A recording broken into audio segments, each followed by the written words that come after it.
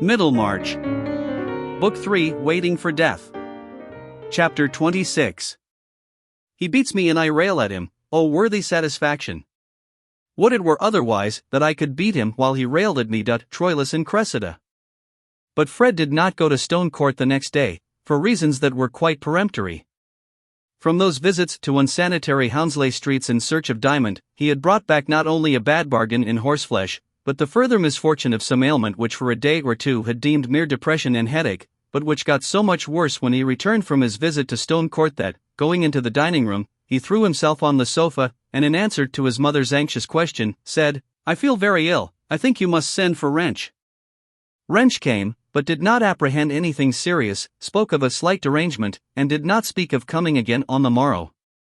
He had a due value for the Vincey's house, but the wariest men are apt to be dulled by routine, and on worried mornings will sometimes go through their business with the zest of the daily bell ringer. Mr. Wrench was a small, neat, bilious man, with a well-dressed wig. He had a laborious practice, an irascible temper, a lymphatic wife and 7 children, and he was already rather late before setting out on a 4-mile drive to meet Dr. Minchin on the other side of Tipton, the decease of Hicks, a rural practitioner, having increased Middlemarch practice in that direction. Great statesmen air, and why not small medical men? Mr. Wrench did not neglect sending the usual white parcels, which this time had black and drastic contents. Their effect was not alleviating to poor Fred, who, however, unwilling as he said to believe that he was in for an illness, rose at his usual easy hour the next morning and went downstairs meaning to breakfast, but succeeded in nothing but in sitting and shivering by the fire. Mr. Wrench was again sent for, but was gone on his rounds, and Mrs. Vincey, seeing her darling's changed looks and general misery, began to cry and said she would send for Dr. Sprague. "Oh, nonsense, mother!" "It's nothing," said Fred, putting out his hot dry hand to her, "I shall soon be all right. I must have taken cold in that nasty damp ride." "Mamma," said Rosamond, who was seated near the window, the dining room windows looked on that highly respectable street called Lowick Gate, "there is Mr. Lydgate, stopping to speak to someone. If I were you I would call him in.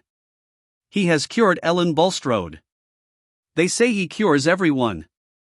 Mrs. Vincey sprang to the window and opened it in an instant, thinking only of Fred and not of medical etiquette. Lydgate was only 2 yards off on the other side of some iron palisading, and turned round at the sudden sound of the sash, before she called to him. In 2 minutes he was in the room, and Rosamond went out, after waiting just long enough to show a pretty anxiety conflicting with her sense of what was becoming. Lydgate had to hear a narrative in which Mrs. Vincey's mind insisted with remarkable instinct on every point of minor importance, especially on what Mr. Wrench had said and had not said about coming again. That there might be an awkward affair with Wrench, Lydgate saw at once, but the case was serious enough to make him dismiss that consideration. He was convinced that Fred was in the pink-skin stage of typhoid fever, and that he had taken just the wrong medicines. He must go to bed immediately, must have a regular nurse, and various appliances and precautions must be used, about which Lydgate was particular. Poor Mrs. Vincey's terror at these indications of danger found vent in such words as came most easily. She thought it very ill usage on the part of Mr. Wrench, who had attended their house so many years in preference to Mr. Peacock, though Mr. Peacock was equally a friend. Why Mr. Wrench should neglect her children more than others, she could not for the life of her understand. He had not neglected Mrs. Larcher's when they had the measles, nor indeed would Mrs. Vincey have wished that he should. And if anything should happen. Here poor Mrs. Vincey's spirit quite broke down, and her Niobe throat and good-humored face were sadly convulsed. This was in the hall out of Fred's hearing, but Rosamond had opened the drawing-room door, and now came forward anxiously. Lydgate apologized for Mr. Wrench, said that the symptoms yesterday might have been disguising, and that this form of fever was very equivocal in its beginnings. He would go immediately to the druggist's and have a prescription made up in order to lose no time, but he would write to Mr. Wrench and tell him what had been done. "But you must come again, you must go on attending Fred. I can't have my boy left to anybody who may come or not. I bear nobody ill will, thank God, and Mr. Wrench saved me in the pleurisy, but he'd better have let me die if. I will meet Mr. Wrench here, then, shall I?" said Lydgate, really believing that Wrench was not well prepared to deal wisely with a case of this kind. "Pray make that arrangement, Mr. Lydgate," said Rosamond, coming to her mother's aid, and supporting her arm to lead her away. When Mr. Vincey came home he was very angry with Wrench, and did not care if he never came into his house again. Lydgate should go on now, whether Wrench liked it or not. It was no joke to have fever in the house. Everybody must be sent to now, not to come to dinner on Thursday. And Pritchard needn't get up any wine. Brandy was the best thing against infection. I shall drink brandy, added Mr. Vincey, emphatically, as much as to say, this was not an occasion for firing with blank cartridges. He's an uncommonly unfortunate lad, is Fred. He'd mean have some luck by and by to make up for all this, else I don't know who'd have an eldest son. Don't say so, Vincey, said the mother, with a quivering lip, if you don't want him to be taken from me. It will worret you to death, Lucy, that I can see, said Mr. Vincey, more mildly. However, Wrench shall know what I think of the matter. What Mr. Vincey thought confusedly was, that the fever might somehow have been hindered if Wrench had shown the proper solicitude about the mayor's family. I'm the last man to give in to the cry about new doctors, or new parsons either, whether they're Bulstrode's men or not. But Wrench shall know what I think, take it as he will. Wrench did not take it at all well. Lydgate was as polite as he could be in his offhand way, but politeness in a man who has placed you at a disadvantage is only an additional exasperation, especially if he happens to have been an object of dislike beforehand. Country practitioners used to be an irritable species, susceptible on the point of honor, and Mr. Wrench was one of the most irritable among them.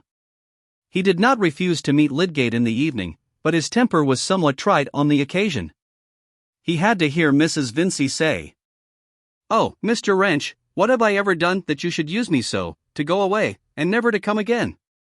And my boy might have been stretched a corpse. Mr. Vincey, who had been keeping up a sharp fire on the enemy infection, and was a good deal heated in consequence, started up when he heard Wrench come in, and went into the hall to let him know what he thought. "I'll tell you what, Wrench, this is beyond a joke," said the mayor, who of late had had to rebuke offenders with an official air, and now broadened himself by putting his thumbs in his armholes. "To let fever get unawares into a house like this. There are some things that ought to be actionable, and are not so, that's my opinion." But irrational reproaches were easier to bear than the sense of being instructed, or rather the sense that a younger man, like Lydgate, inwardly considered him in need of instruction, for, in point of fact, Mr. Wrench afterwards said, Lydgate paraded flighty, foreign notions, which would not wear. He swallowed his ire for the moment, but he afterwards wrote to decline further attendance in the case. The house might be a good one, but Mr. Wrench was not going to truckle to anybody on a professional matter. He reflected, with much probability on his side, that Lydgate would by and by be caught tripping too, and that his ungentlemanly attempts to discredit the sale of drugs by his professional brethren would by and by recoil on himself.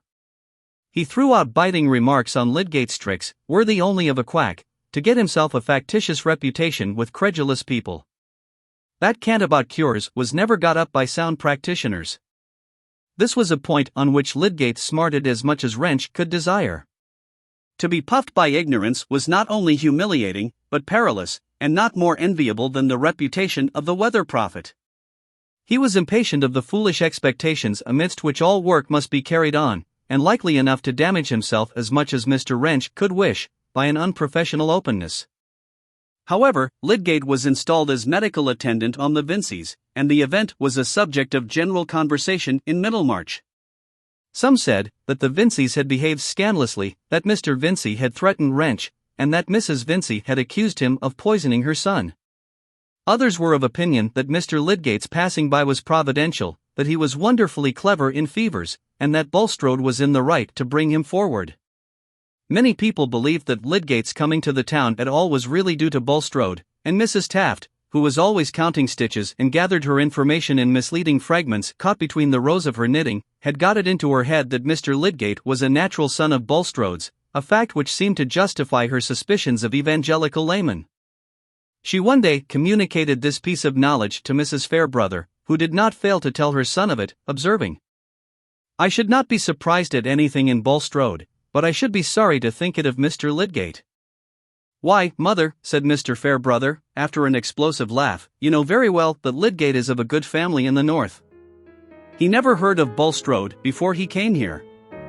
"That is satisfactory so far as Mr. Lydgate is concerned, Camden," said the old lady, with an air of precision, "but as to Bulstrode, the report may be true of some other son."